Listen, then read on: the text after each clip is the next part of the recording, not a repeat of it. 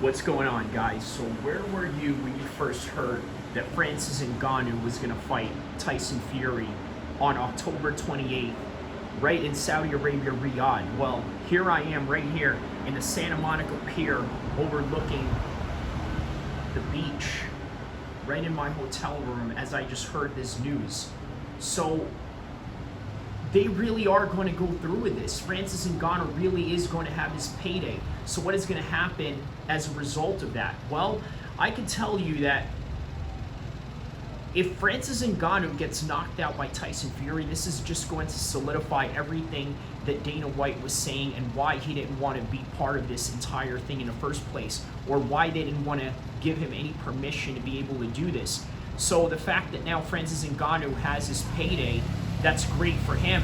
But at the same time, this is also sort of a win for the UFC, because if Francis Ngannou gets knocked out, guess what's going to happen?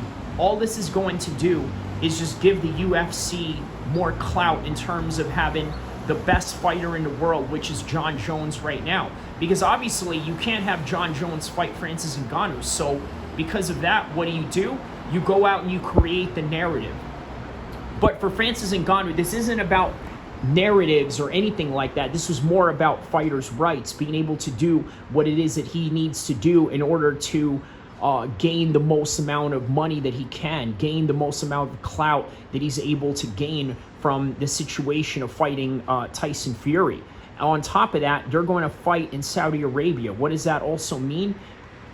Look, Saudi Arabia right now is taking over sports. So you could imagine the type of money that they gave him. Look at Ronaldo, look at Messi, look at all the type of money that they give to these different fighters and players and soccer players and all these different types of leagues that they try to get in their country, even F1 racing. Now Francis Ngannou and Tyson Fury in a boxing match is now part of that whole deal. So now, what if Francis Ngannou actually wins? That means that he can solidify himself as truly one of the baddest men in the world. Because not only can he knock people out in MMA, he's able to knock out one of the greatest boxers in heavyweight history. Can you imagine the implications of that? Or we may not live in a fantasy world like that, and it's just the reality of the status quo.